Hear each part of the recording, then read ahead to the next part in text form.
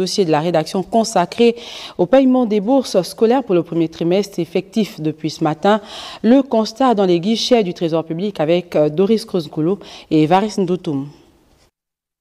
Les élèves en salle d'attente passent tour à tour au guichet pour percevoir leur bourse après avoir présenté certains documents. Quand les élèves arrivent vers nous, on leur demande leur pièce d'identité scolaire ou bien leur bulletin de fin de trimestre. La perception de cette allocation d'études réjouit plus d'un. Je suis très content parce que M. Oligui a tenu sa promesse et nous attendions ça depuis. Je pourrais enfin faire ce que je voulais, genre acheter les chaussures et tout ce qui va avec aussi. Là, on attendait ça depuis. Maintenant, on pourra acheter vraiment, comme il a dit, nos choses, on pourrait faire ce qu'on a voulu faire depuis longtemps. Dans cette rotation, les apprenants sont orientés en fonction de leur niveau d'études. Un dispositif spécial a été mis en place selon les orientations des responsables. Conformément aux instructions des plus hautes autorités, la campagne de paiement des bourses du secondaire a bien débuté ce jour, lundi 17 février 2025, dans tous les postes comptables de Libreville et dans les postes comptables de l'intérieur du pays.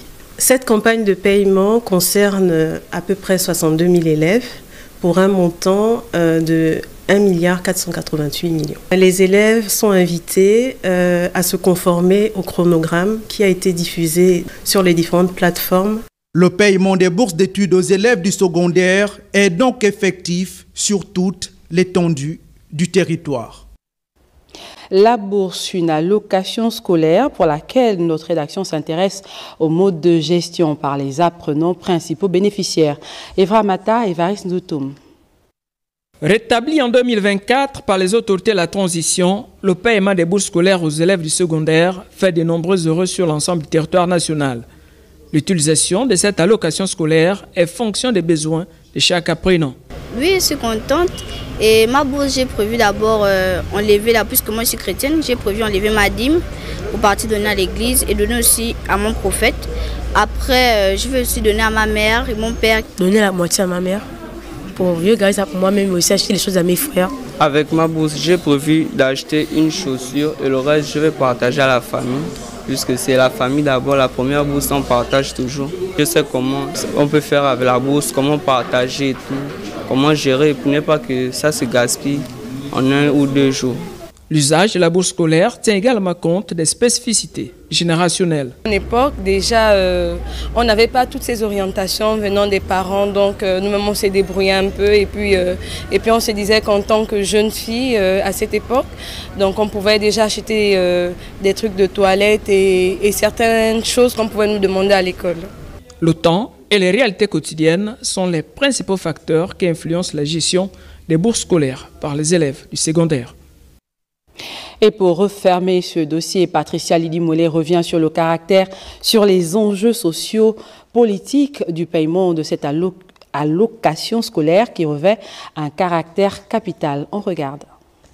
La bourse accordée aux élèves reflète certes le fruit de leur travail scolaire, mais surtout un accompagnement de l'État envers ces jeunes qui incarnent l'avenir. Avec l'avènement du CTRI, cette allocation qui 10 ans durant n'a plus été versée aux ayants droit a été renouvelée par la volonté des autorités actuelles. Une joie aussi bien pour les élèves que les parents. La décision du CTRI d'accorder à nouveau les bourses scolaires s'inscrit donc dans une dynamique d'inclusion sociale et de valorisation de la méritocratie. Ce retour est perçu comme un signal politique fort, celui d'un État qui se repositionne en acteur majeur de l'éducation et du développement humain. La réintroduction des bourses scolaires ne se limite pas à soulager les charges financières des familles.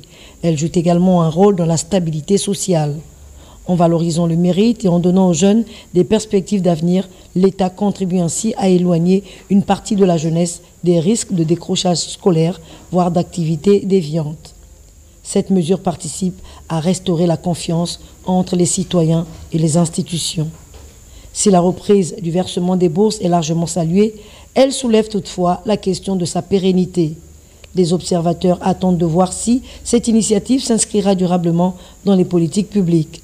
Les autorités conscientes de cet enjeu ont assuré que les mécanismes de suivi et d'évaluation seront renforcés afin de garantir la continuité et la transparence de cette allocation. Le retour de la bourse scolaire au Gabon apparaît ainsi comme une décision à forte portée sociale et politique. Plus qu'un geste financier, c'est une reconnaissance de l'importance de la jeunesse dans le projet de développement national.